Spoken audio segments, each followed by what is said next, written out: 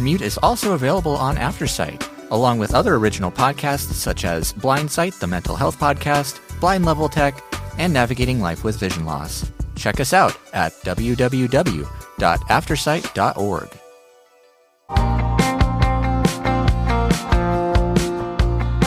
Welcome, everybody, back to Mac Chat for May 2025. And I have Marty with me again. Hey, Marty, how's it going? Good. How are you? It's good to be here. Yeah, that's great. It's good to have you always. And I am doing well. I have a lot of great things to chat about today. Whether you've got your favorite beverage or snack, just settle in, and we've got lots of good Mac Chat coming up. Let's do it. Sounds fun. Yeah, Let's jump right in. Yeah. So I was just curious if you had any comments or responses from last month's show when we had guest appearance of Michael. I asked him which Finder view he preferred, either columns or list view. What say you? I'm list view all day long. For sure, list view is my favorite. Awesome. Tell us what you like about that. I like list view because when you open up a window, you can just hit the down arrow and just start going through stuff really quickly. And it's easy to find something right when you open up that particular window. So whether you're in like applications or whether you're in documents or wherever, as soon as you open up the window and hit the down button, you can either just do the up and down arrows to kind of scan up and down to look for something, or you can, if you happen to know exactly what you're going to open up, like say, for example, you want to open up QuickTime, right? Then you just hit Q and it just takes you right to the top of all of the items with Q. So you would be, say, something that started with QA, it's going to go on that because alphabetically that would be the top of the list. And then you just go through from there with your up and down arrow. And then when you find what you need, you just hit Command O and you're off and running. That's great. Yeah, it's very handy. The only thing that maybe a less experienced Mac user might find out is that if you down arrow and you're just perusing your files, you might wander into another folder. If you're not careful, you reach the end of the alphabetical listing for one folder and then you're down into another one, maybe. Which actually is one of the reasons why I like list, because let's say you're going through the list of, documents or any place that you have some kind of documents, media, whatever. You could have files like standalone, maybe JPEGs or movies or music or whatever, but you could also have folders in there, and you have to be intentional about opening that folder. So for example, let's say you open up documents and then you use your down arrow to get through to a couple of things. And then like the next thing is a folder. It's going to tell you it's a folder, and you can either use the up or down arrow to go past it or behind it. Or if you want to go into that and you have it highlighted, then you just do Command O and then it opens up that particular folder and then you're in that folder. So it's a lot more difficult to make a mistake, I guess, would be the good. You have to be more intentional about what you're doing. Right. And I also found out that sometimes if you don't show folders at the top, which is one of the things that you can set in, I believe it's the view menu, show folders on top, is that you end up mixing them all together because you can have files and folders alphabetically arranged, but maybe the folders are not first. And so I discovered that somehow my setting either got changed or I didn't realize it, that I had folders mixed in with files. So it was really cool to discover that option in one of the menus to be sure that all my folders were first. That's great. Another kind of little pro tip is, let's say you want to put something from somewhere else, whether it's another document or another folder, into that folder that you have open. You want to maybe make that a little bit of a bigger window. So at the bottom, there's empty space. And then that way you won't accidentally drop it into a folder in the folder you're already in, because that could be a thing that people do on accident. I've done it. Then I'm looking in the folder going, where's this thing? I know I put it in here and it's not there. And then I end up having to like search. And then it turns out it is in the folder I wanted to put it in, which then you got to go get it out and move it back, So you just want to If you make the window a little bit bigger and you have blank space at the bottom, then it has nowhere to go except just in the main directory of that open folder that you're in. So kind of saves you from accidentally putting that, whatever it is, document or whatever, into another folder if you have folders in the folder you have open, if that makes any sense. Okay. Subfolders. Yep. Cool. And I also was reminded, for just my own perusing, is that Command I can give you all the information you ever wanted about that file or folder. And it will also tell you the path if you VO right or left arrow through that information. So that's pretty cool in case you can't remember where you are or where did that thing get put, so that's pretty cool. Yeah, definitely. That also works from your desktop. Let's say like you want to find out how much space you have left on your hard drive or anything like that. You can do that you do like a single click on Macintosh HD, which is the thing on your desktop. If you have that set up like that, you highlight it. You don't open it. You just click your VoiceOver cursor on it and then do Command I, just like you were talking about on another folder or document. And it will show you everything, all the details for that hard drive. And you can do it on really anything on your desktop, any of the hard drives. If you have your Macintosh HD, which is the internal hard drive, any external hard drives that you have maybe connected to your computer, which would be listed there, or any other files that would be listed there. So yeah, it's kind of a universal thing, which is really great. That is cool. And the other thing we talked about last time was mail categories. I couldn't turn that off fast enough. I hate it on my iPhone. I don't want it on my Mac. And so I found out how to turn that off really quickly. We talked about that too. I imagine you did that as well. Oh, yes. Especially on the phone, I turned everything possible off that I could turn off. It took a little longer for those AI features to come to the Mac platform, but when it finally did, I just went, oh, man. And I had to go and immediately turn all of it off because it just is, in my opinion, for me right now, I don't like it. So other people may like it. I don't, I'll just speak for myself. I don't want to deter anybody else if they like it, so. It'd be fun to hear from people who do like it because everyone I talk to hates it. Definitely. So that's funny because I haven't heard anyone that says, oh, I love these new features. So, we'd love to hear from you. So if you want to let us know how you have any of the AI features in Mail or beyond on your Mac computer, let us know. We're at feedback@unmute.show and we'd love to hear from you. Absolutely. That's great. Oh, goodness. And then Michael talked a lot about Launch Bar. I don't use it. It seems like you don't use it either. No, I just use the stock search that's built into the operating system right now. The Spotlight, yeah. Cool. Well, you wanted to talk about the awesome Go menu in Finder, how that can be helpful for us. Why don't you tell us about that? Yeah, so the Go menu is basically where all of the main folders you want to access on your computer are located under that menu. So the way you would find it is you would want to make sure that your desktop is set to Finder, which what that means is, let's say you have apps open on your computer. Let's say you've got Safari open, you got Mail open, and you want to get to the Go menu. What you would want to do is, probably the easiest way to do it would be to Command Tab until you hear Finder, and then you can do VOM, which would put your VoiceOver cursor up where the apple is in the top left side of your computer screen, and then you'd right over arrow until you hit Go, and then you do VO space. And then under that Go menu is going to be the list of all the most important folders on your computer. So you can access applications, documents, your iCloud Drive, and a bunch of other stuff all under that menu.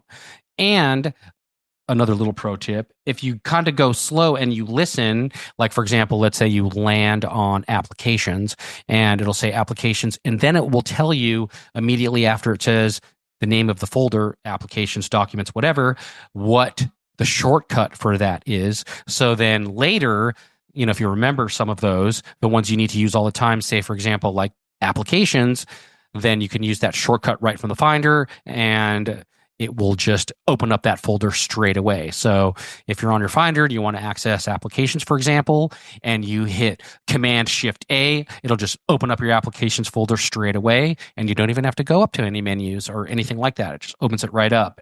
So take a little time to explore that Go menu and listen to what some of the shortcuts are, and maybe that'll make it faster for you to be able to open up those folders without having to go through the menu. That's great. It's because it's always good to have a reminder of those keyboard shortcuts. I appreciate that. Oh yeah, definitely. And if you ever forget, you can always go up to that Go menu and find the folder you're looking for, and then listen for what the shortcut is, and there you go. Mm-hmm. So you always have access to those folders and the shortcuts to get to those folders. Mm-hmm. Now, are they the most recent things that you've done here in the Go menu? Or are they stock? Are they just all listed? Everybody has those same things. Do you know? I'm pretty sure it's just all. Everybody has the same list. The only way your list would be different is if maybe you don't use a particular thing. So, for example, like I'm an iCloud user. So that's in that list. Sure. It might be there, but it might be grayed out if you don't use it, or if you possibly. I think everybody still gets like that stock 5 gigs, maybe, or is that only for your phone? I'm not sure, but yeah, don't know. I think everybody gets a stock 5 gigs, I'm pretty sure. And as long as you're signed into the same iCloud account on your computer as you are on your other devices, then I think it shares that 5 gigs. Sure.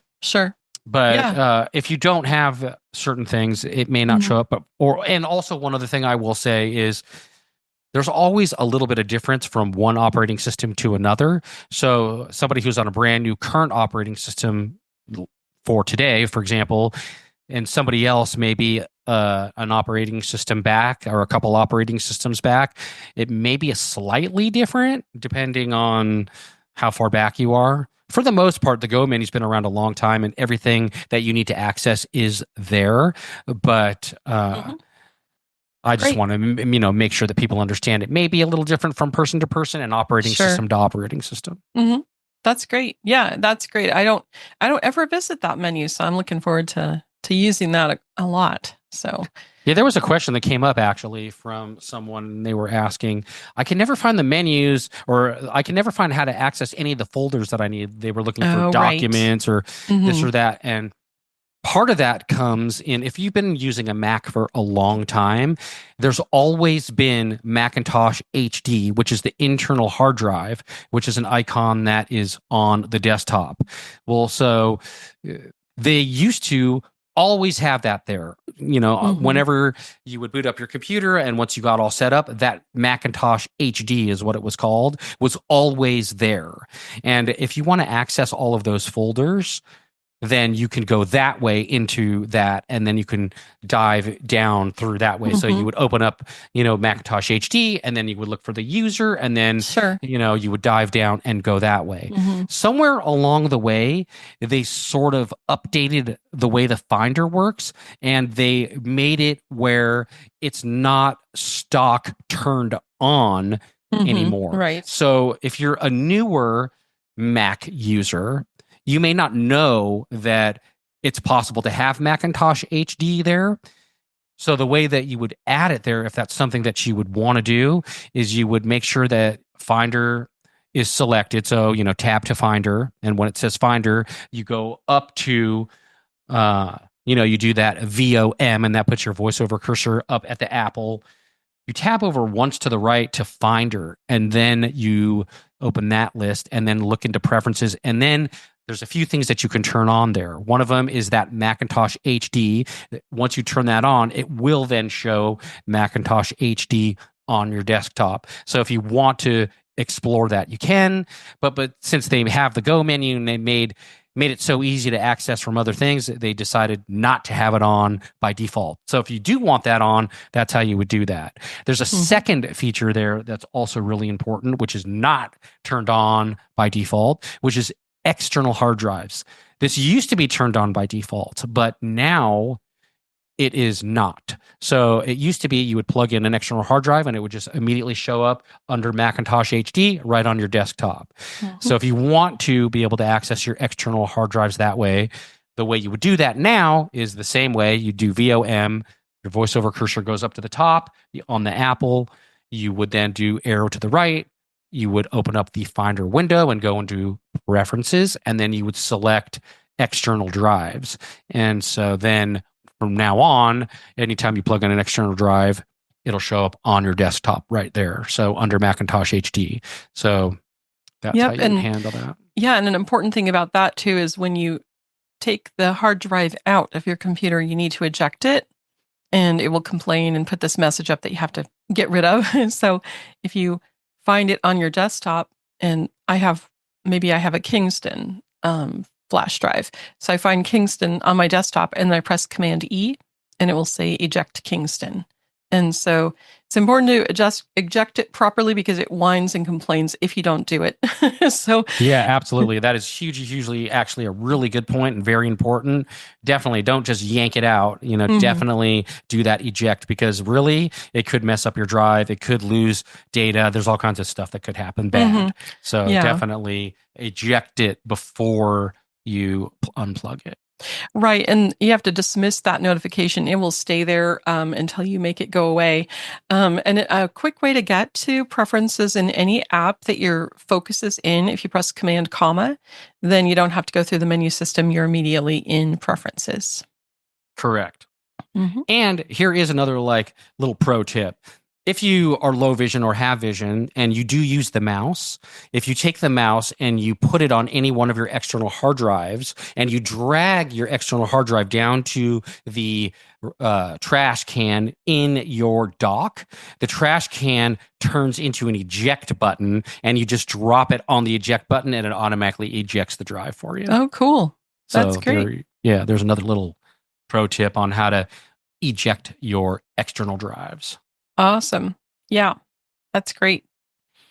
Another thing that we've been chatting about recently, you and I, is the dock. And Michael and I chatted about it last time too, that he probably uses Launch Bar a bit. And I always go to my dock and I love moving things around and seeing what's up there and all that kind of thing. But you're going to talk a bit about the dock. And then I was going to tell you about a little experience that I had working with a student where the command I gave this person didn't work, and then we figured out why. So tell us about the dock. Well, so first of all, for those who are maybe new to Mac and they don't know what the dock is kind of like a long bar that, well, at least by stock setup out of the box, is on the bottom of the screen, and the apps that you use the most, or any apps you want to put on there, are on that dock. So what you would do is go down there and launch those apps that you use all the time thing. You could put anything you want on the dock, but usually people put the apps they use the most on the dock. So things like Safari, Mail, Messages, and maybe a note-taking app, or whatever else they use all the time, they live on that dock. So if you were to access the dock, you would do VO and then D, and that would put your VoiceOver cursor onto the Finder at the dock, which would be farthest to the left, and then you'd use your arrows to go right or left across the dock.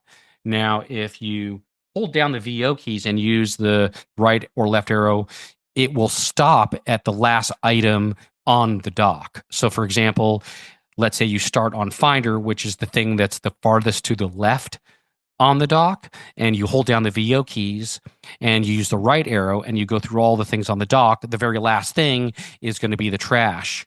It's going to stop there, and then you use the other arrow to the left to go backwards back through. Now, you can do the same exact thing without holding the VO keys down. So, for example, let's say you do VOD. You start on the Finder on the far left side of the dock, and you use your arrows right and left to navigate through the dock. If you do not hold down the VO keys, when you get to the end, like the trash, it'll just loop around back to Finder again and start at the beginning of the dock again.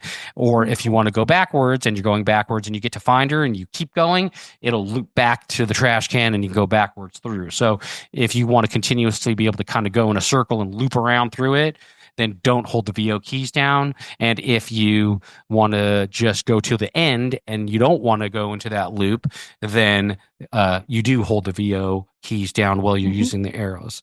If you land on something you want to open, of course, then you do VO space, and then it just opens whatever item that your VoiceOver cursor has landed on, and that app will just open straight away.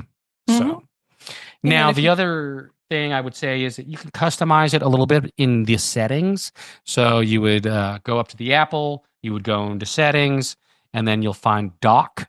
And in there's things you can do like make the dock larger or make the dock smaller. Or another cool thing that people do is you can either leave it so it's showing all the time down there, or you can make it hide.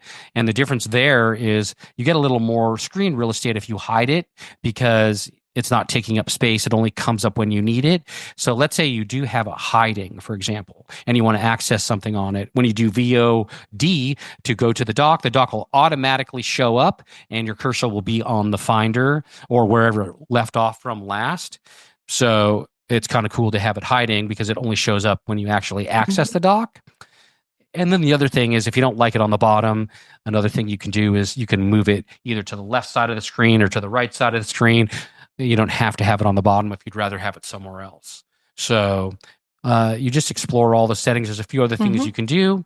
And depending on whether you have any site at all or you don't, are things that may not matter to you. Things like, how it looks when you open up a window or minimize a window and stuff like that. If you don't have any vision, don't even worry about all that, because it won't matter to you. You won't be able to see what it's doing. The one other thing I will say, which a lot of people don't realize, is that you can add folders to the dock also. So for example, let's say you want to be able to access a couple folders that you access all the time. Maybe you want to access your applications and your documents folder all the time. Then you can add those to the dock. It's pretty easy to do that. And also by default, you have downloads already in the dock. So that's that's a stock folder that's already on the dock that you can access straight away from the dock. So you can also add a website to a dock too, which is really cool. So that you don't even have to open Safari. You can add a website, and that's in the toolbar in Safari. And so that's pretty neat. Definitely. Yeah, I was going to mention too that, like, if you're looking for an app, you can type the first letter of its name. Or if you have two apps that begin with M, for instance, mail and messages, I can type MA really fast and I get mail. But if I just type M, I might get messages depending on where I am in the dock. Yeah. And also you can move things around, which I thought was really cool. So if you hold down the Option key and you press the left or right arrow, the item that you're currently focused on the dock will move either left or right. So if you want to group your apps that on your dock together, like maybe say all of the mail apps together, or all of the online platforms like Zoom or Teams, or online access to your computer and remote incident manager, all that stuff. If you want to put things together, you can move those apps around, which is really kind of cool.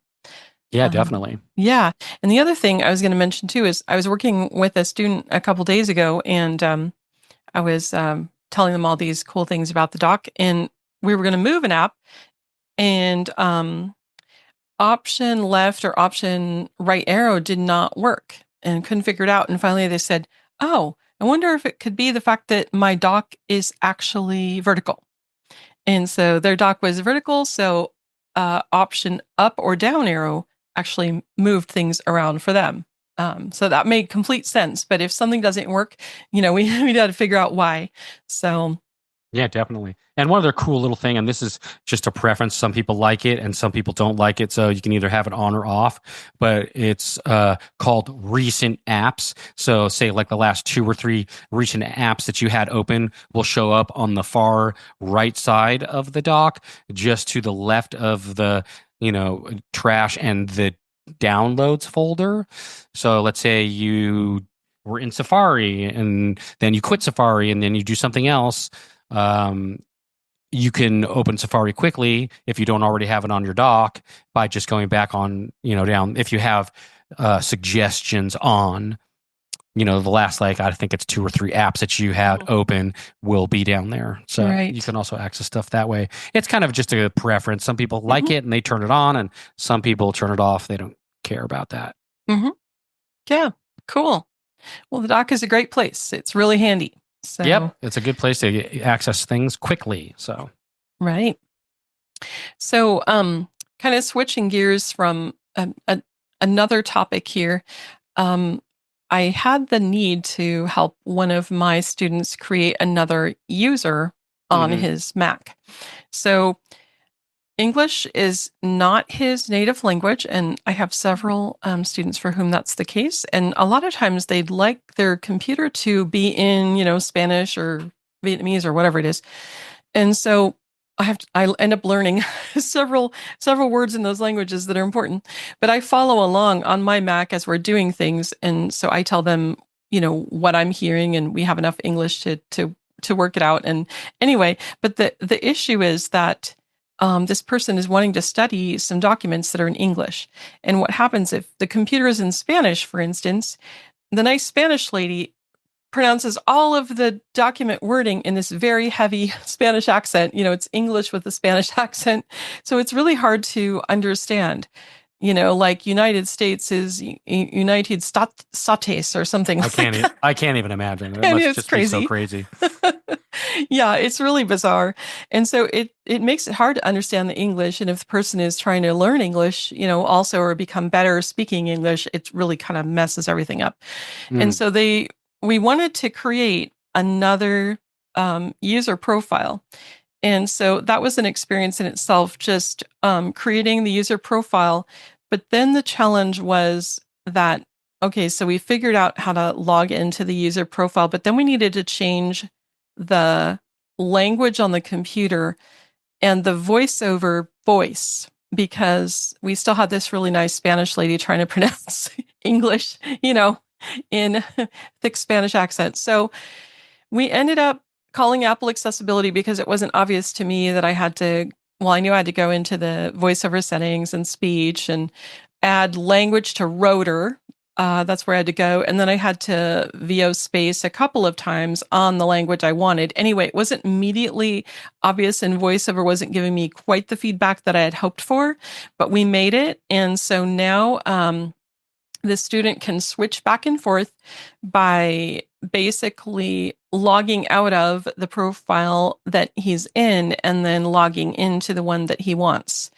And so it's pretty cool because it's an easy way to switch languages / voices on your Mac. And then apparently there's a way up in the status bar, the VOMM, that you can switch user up there. And I can't remember if I had to add something to the status bar or not, but there's a quick way to do that rather than going down to the log out, the main menu, and logging out and back in. It's called fast user switching, and when you You turn got it. that on, up in that right side, for those who don't know, on the right side, which is, as Chris said, VOMM, and that puts your VoiceOver cursor up there. You get a whole bunch of stuff up there. Third-party utilities can be up there, stock ones like Bluetooth and the time and a bunch of other stuff. But in any case, if you have that turned on, you go to fast user switching, and then you can just click on whichever user. Now, the thing to know is when you do that, it doesn't actually log out of the user you're in. It just switches the user. Mm-hmm. But it's a quick way to just switch back and forth. Right. The only thing is you have to have that on in both users. Okay, and I need to locate that setting, so I'll do that. But that's what Apple Accessibility Guy told me. So Yep, definitely. yeah, so it's really cool to be able to help the students who are really, really wanting to get better with their English, or they're really trying so hard, but they still do need to live in their native language as well.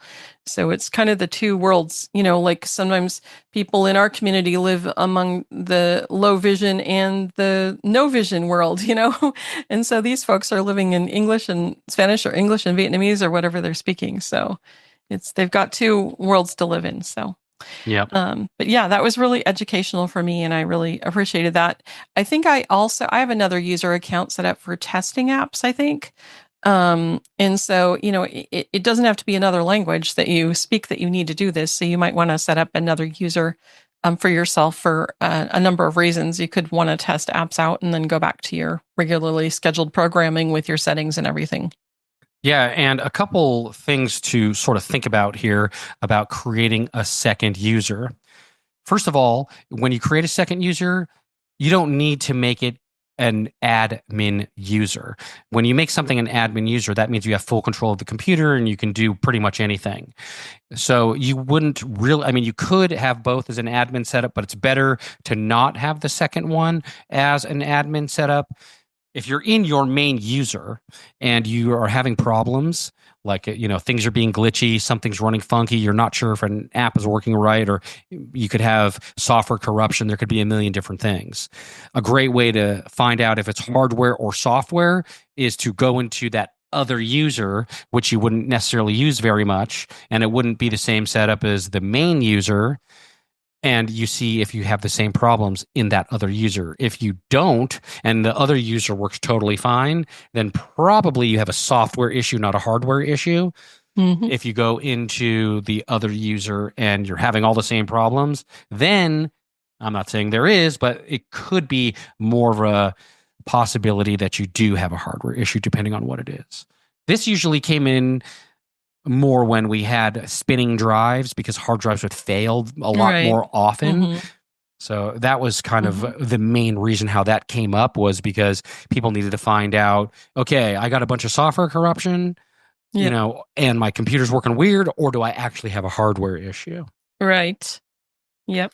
But also back then you were able to change out your own hard drives and RAM and stuff like that, which now you can't do that anymore. So you can't do anything anymore. Right. Get what you need. Otherwise you can't. Yep, exactly. Yeah, for sure. That's great. So there's a really special event coming up this summer that I've been hearing about for the last couple years, I would say, but I really didn't know what it was. And that is the event, but I know a lot more now. That is the event called MacStock. And so MacStock, I heard about it first probably from listening to Mac Geek Gab, because those awesome guys are at MacStock and they would sometimes broadcast from MacStock. And it's just a cool Mac users tech conference. I guess about a couple hundred people come there. It's in Chicago, or actually 40 miles out of Chicago, in the middle of July. And I thought, it'd be really fun to go there. And I sort of chatted via email with our friend Allison Sheridan, and we were talking about Silicast podcast. Yeah, No Silicast is having its 20th anniversary. I know, that's so crazy. Wow. This Tuesday. Yeah, and Nosilla is Allison backwards, by the way. So Nosilla. So I was talking with Allison. I said, hey, do only developers go to this thing? I wonder if I could go. And so she kind of took the ball and ran with it, so to speak. And I ended up deciding pretty quickly that I would submit a speaking proposal. And I thought, what am I doing? So I did in February. Let's see. And then in March, I found out that my speaking proposal was accepted. So I was super excited about that. What I wanted to present on, because the theme this year is sharing. So it could be wide open, whatever you want to make that, technologically speaking. But I thought, what about these apps that some of us use, especially Remote Incident Manager? So Remote Incident Manager is a way of, you can either receive help from a person who remotes in, or you can be the controller and remote into someone else's target computer, and they don't even have to have a screen reader running. It's so cool. And I love this. I use it in my teaching. I use it to help my friend out with her computer. And so it's really a great app, and it levels the playing field for blind or visually impaired tech support people, for instance, because you're not out of the game. You can completely do what you need to do to help that person, because they do not have to have a screen reader running. And on the Mac, it's really nice because it just works. On the Windows computer, you have to have NVDA running and not JAWS if the person does not have a screen reader. And there's another program that I'm going to be trying out and talking about, and that's Scribe for meetings. So that produces accessible content for meeting attendees, and they can just click a link, and the accessible documents that have been uploaded by the presenter are immediately sent to the person. And so Yeah. thinking about accessibility and how important it is to us, I thought about sharing accessibly as the title of my talk. But I was going to tell everybody just kind of what kind of things happen at MacStock. So some of the topics this year include Apple Health topics, efficiency with shortcuts, security-focused talks, tech tools for travel, and of course, my accessibility presentation. And so, really cool people come to this thing. Even people we've never heard of, like Chris Cook, show up. And it even says on the website, familiar voices are coming, but even 2 voices that you haven't heard before. And so he lists our names and we have our bios up there and everything.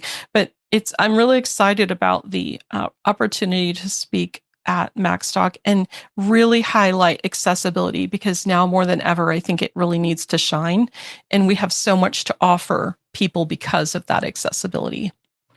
Yeah, I mean, and on the flip side of that, first of all, it's great. We need more people out there doing what you're doing and talking about accessibility and making, more people aware of accessibility. But on the other side of that, it's great to have companies like RIM who are paying attention to making sure that they're building an app that anybody can use, including people who need accessibility features. Right. I mean, it is just got to come from both places, but it's awesome that a company like that is paying attention, because like you said, it makes us on a level playing field. We can do remote tech support, just like a sighted person or anybody else for that matter. So, we really got to, push the accessibility, let people know what's out there. And if you've never checked out RIM, definitely check it out. Go to their website. Their software is incredible. It's just unbelievable what you can do now. So it is. And Numa Solutions is the company. And if you want to download the software, in case someone else is going to help you out, it's free. It's getrim, RIM.app. And so that will get you to the landing page for the software. And it's really awesome on both platforms. And it's just great. If you want more information about MacStock, it's MacStock, so MacStock, conference and expo.com. And this is the 9th year. And I will throw in one other thing. Our friend Allison, Nocilla, Cast and Podfeed, 20 years she has been doing this podcast, which is absolutely incredible. Can you imagine anybody doing anything for 20 years? I mean, that's a long time, but she's been doing it. She loves it. Both her and her husband, they're great people. And I have to say, for me personally, not only is she a friend, but she's a mentor. She's, just been awesome. She's definitely, we need more people like her in the community. So we are very, very lucky to have her. And with her 20 years, she's got a special edition 20-year t-shirt. So hop on over to her website and check those out. I'm definitely getting myself one. I think, Chris, you said you're getting yourself one.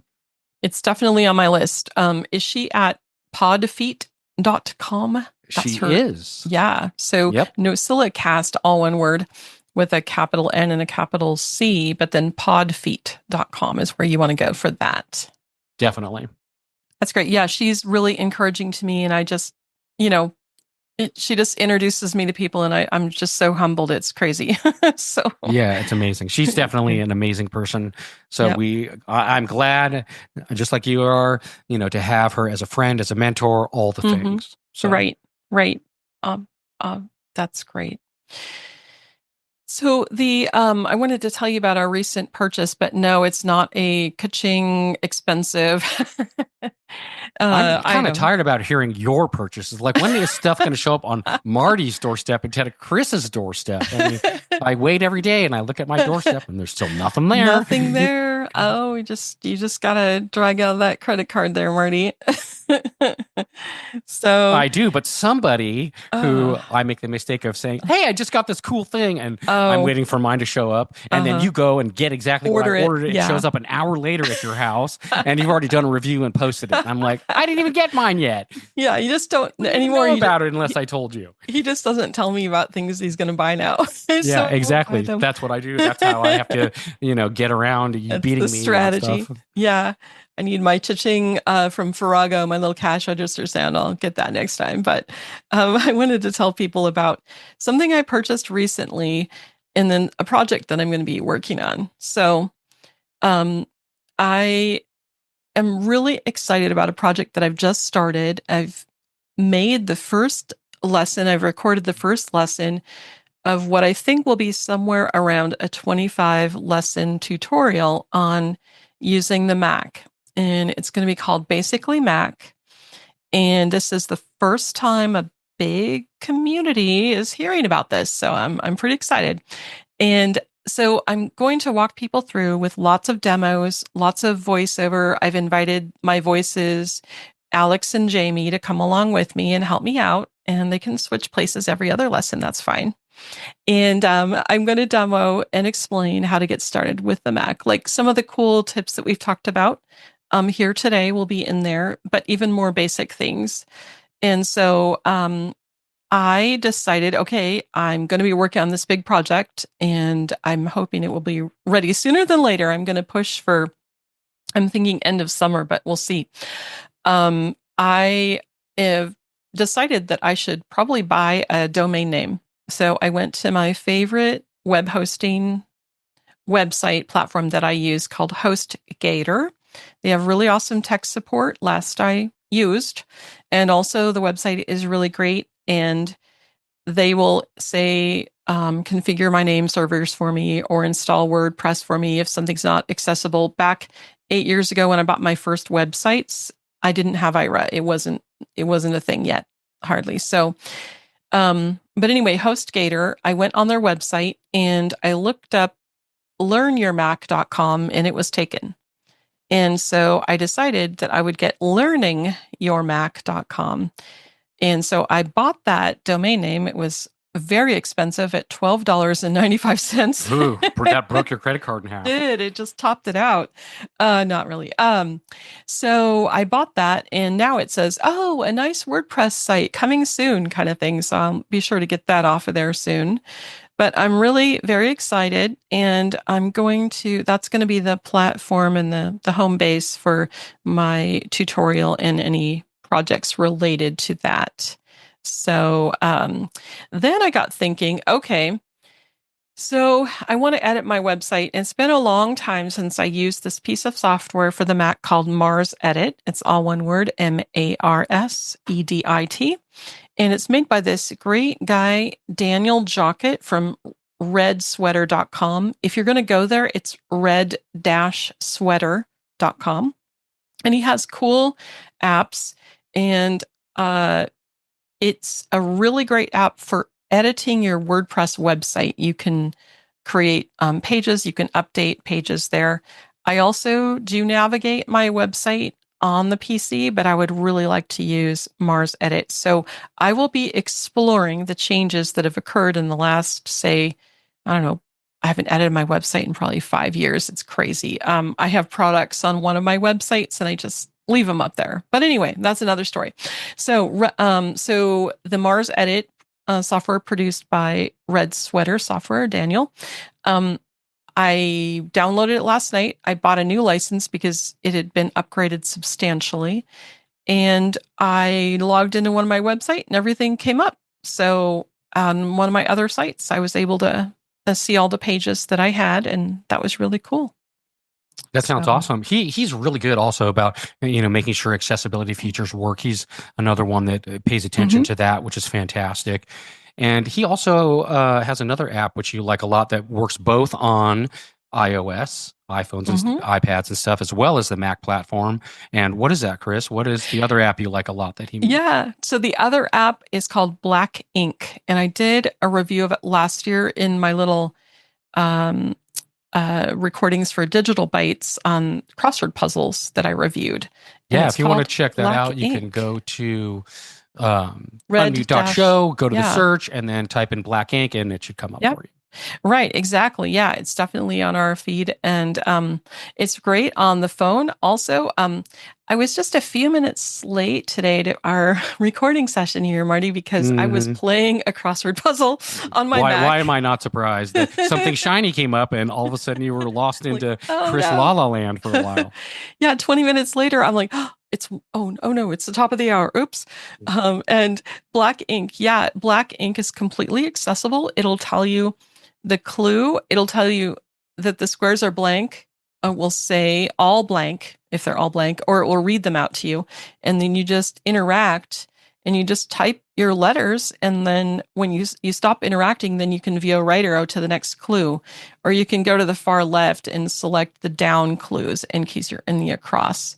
And it's really, really awesome. I am going to definitely buy it. I'm doing the trial right now because I was so excited about it. I didn't want to purchase it yet until I knew it was accessible. But I was doing a puzzle from the Wall Street Journal. So how cool is that? That's awesome. Yeah, it has different places where you can pull in the crossword puzzles.